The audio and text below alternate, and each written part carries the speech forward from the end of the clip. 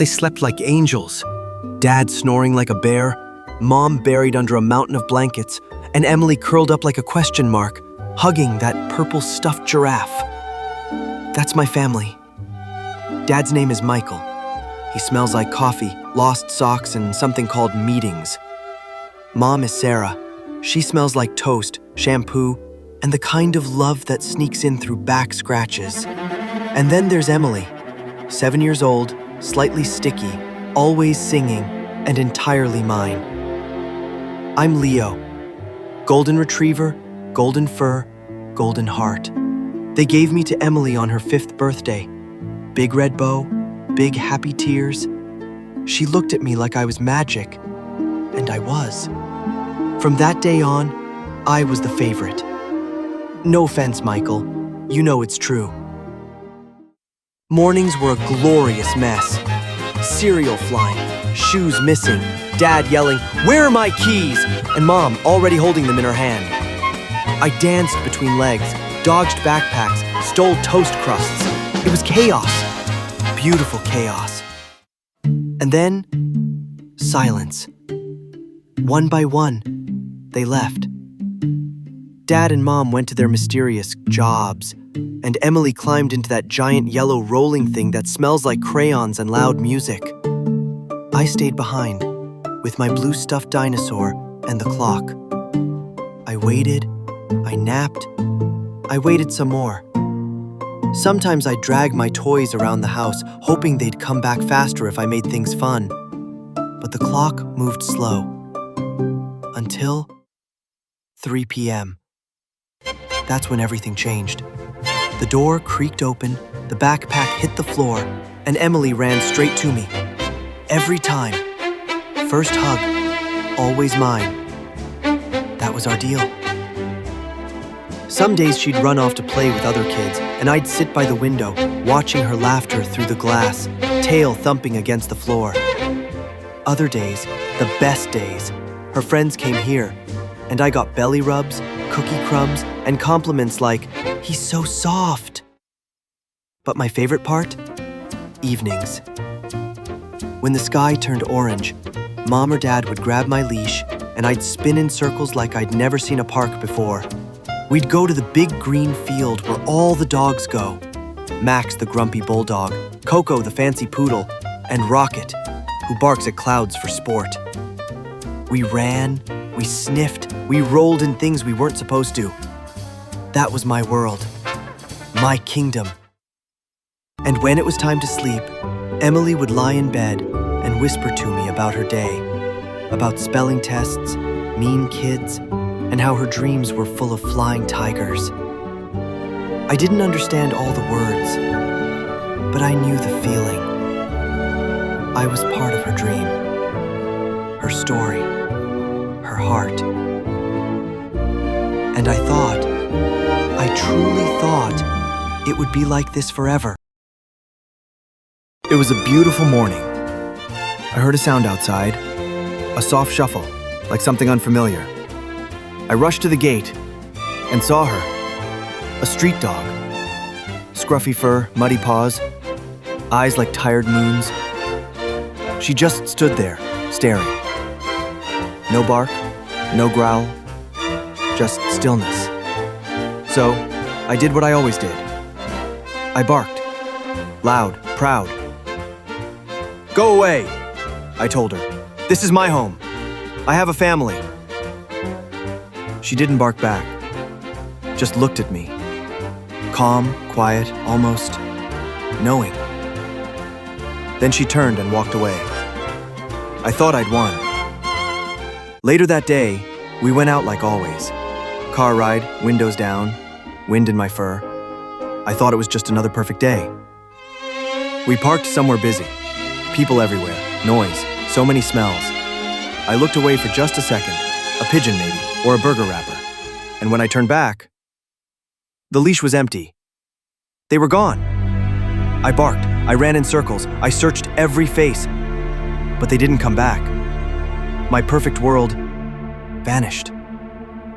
I waited until my paws ached. I wandered, hoping for a familiar scent, a sound, a clue. But every street was strange, every corner colder than the last. Nothing smelled like home. I tried to ask people for help. I wagged my tail, lowered my ears, but they didn't stop, didn't see me, like I wasn't even there. Then the rain came, heavy, cold. It soaked through my fur and into my bones. I curled under a bench, belly rumbling, eyes stinging. I used to dream about soft beds and warm laps. Now all I had was concrete. And as I lay there, shivering, I thought of her, the street dog from the morning, the one I barked at, the one I thought I was better than. I used to think street dogs were lost. Now I was one of them. I don't remember falling asleep. Just the cold concrete, the rain, the hunger. I woke up to growling. 3 street dogs stood in front of me, barking, getting closer. I backed up, heart racing. I didn't know what to do. I'd never been in a real fight. I was the fenced-in, bark from a distance kind. And then, I felt something behind me. I turned. Luna. She stood tall, still soaked from the rain. But she wasn't scared. She barked once, sharp, low, and clear. The other dogs paused. Then she barked again, louder, firmer. They backed off. No one challenged her. No one had to. Then she looked at me, just one glance, and I think she knew. She knew I was hungry, that I was scared, that I didn't belong out here. Not yet. She turned and walked away. I followed. From somewhere, I still don't know how, she pulled out a half sandwich and placed it at my paws. She didn't eat first. She didn't ask anything from me. She just gave. That was the moment I stopped feeling alone. She never told me her name, so I gave her one. Luna.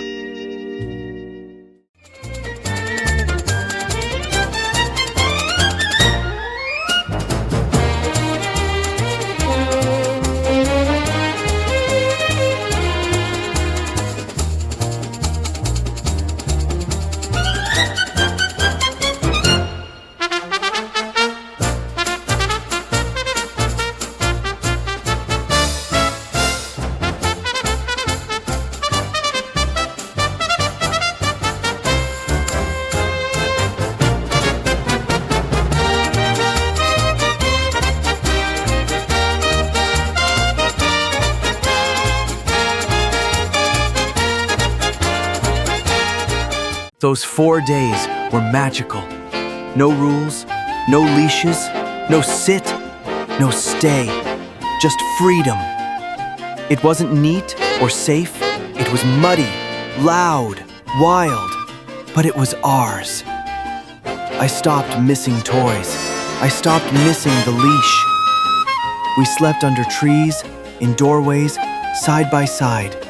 I didn't dream of home anymore. I had Luna. And that felt like enough. Then I saw Max, the bulldog from the park, on a leash. Something about it made me feel bad. I followed him. He led me back to the park. Our old park. The one with the perfect grass.